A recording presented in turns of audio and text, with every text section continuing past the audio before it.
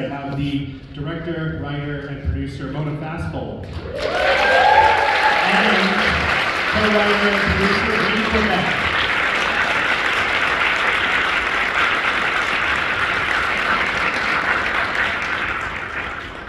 Hi guys.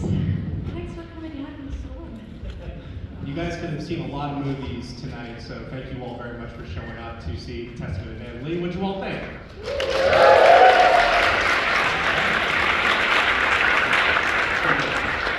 So, Brady, Mona, first of all, congratulations. It's an exquisite, beautiful film.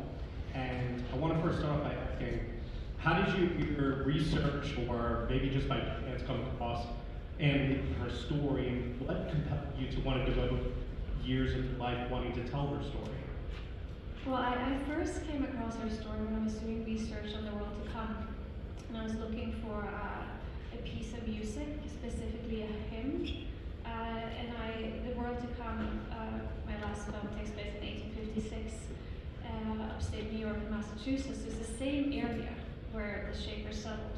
So I started going back and looking at music and hymns that were 100, 150 years older than that film. And I came across this hymn called Pretty Mother's Home that Laura White sings in the film together with Josephine Foster. And I was so taken by that hymn and I really loved it. And ultimately it didn't make it in the film, but I started reading more about the origin of that hymn, and that took me to the story, to the origin of that hymn, which was it was written by a Shaker who was a freed slave, Patsy Roberts Williams, and she became a prominent leader within society and a songwriter. And I thought, what is this community that has an African American woman as a leader? And someone should tell her story as well. It's really fascinating. But that took me to Anne Lee, and I couldn't believe my luck when I found her. I was so excited that no one else had told her story before, and that most people didn't know about her.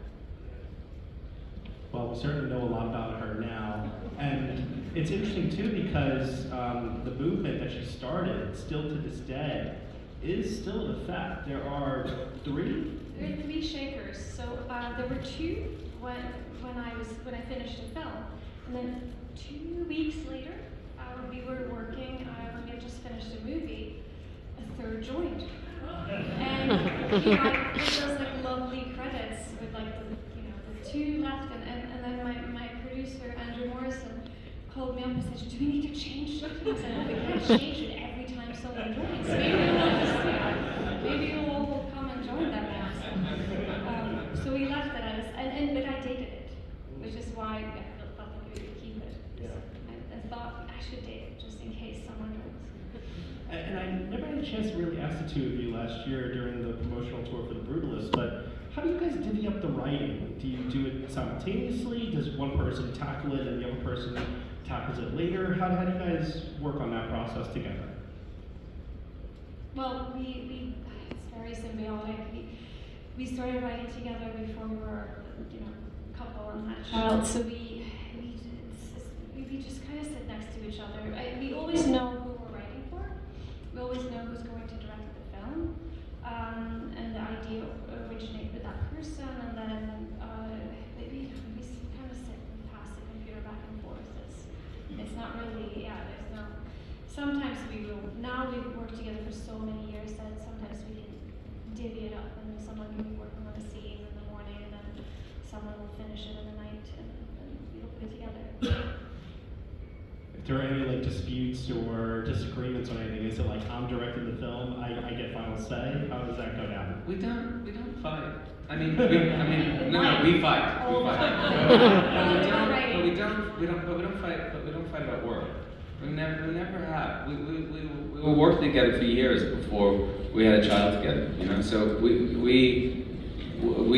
I think I can imagine why it would be frustrating to work with someone you live with if you know them one way and then you start to work with them. But because we always work together, it's kind of second nature, and we have different strengths, and we can do it separately, but we prefer to do it together. It expedites these processes.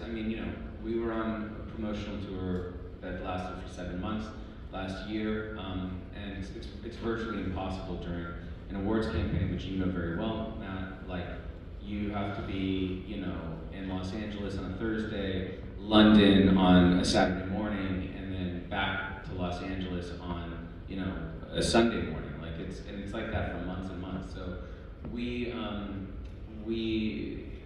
when we were done, of course, we had neglected every other aspect of our life, and and then we had a very brief window to write the new film. So between March and May, we wrote the new film that we're starting next year.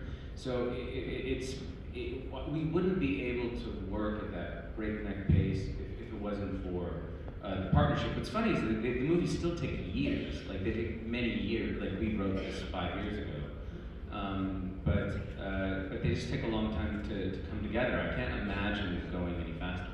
Like, I don't know. It's 5 or 6 years between movies is already a lot. You know, it's a lot to pull off in a few years. I'm really curious because I was with you guys through the entire Brutalist promotional run from Venice all the way up until Oscar night, and you know, you said 7 months of non-stop back and forth. I'm curious to know, because that film was so successful and well received, did it in any way impact the rollout of this film in a positive way? Like, was anything any easier, or is everything still a struggle? No, well, because we were editing the film when I was in the middle of production when we premiered Brutalist in Venice. So, you know, if I put that film together later, then maybe we would have had an easier time finding the money for it. But because when we were putting the financial structure of and Lee together, everyone was telling us that the Brutalist was undistributable, so it was actually just a lot harder. And then Jokes on them. Yeah, fuck them.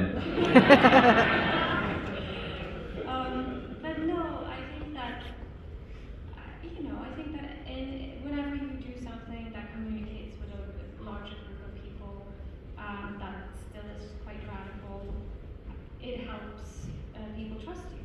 So I feel that we were lucky enough to have Searchlight come on board and distribute this film out of Toronto, and I think, I don't know, I feel like they really got the film though. I think it wasn't really based on the Brutalist, but I mean it does of course help every time you prove yourself a little bit, but also because we really do stick to our guns, can't really compromise.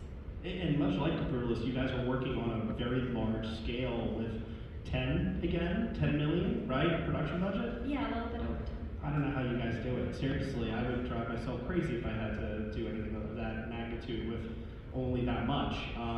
So I'm curious to know, especially when you have to get a period ship for wide shots and like everything when they're all out in the ocean. Walk me through just the logistics of how you pull something like that off. It was really hard. We spent months, almost a year, trying to find a period tall ship because we knew we couldn't build it. Normally you would just build it and then you would, so that you would have enough room to shoot and enough room for equipment and humans to exist together. We couldn't afford that, so we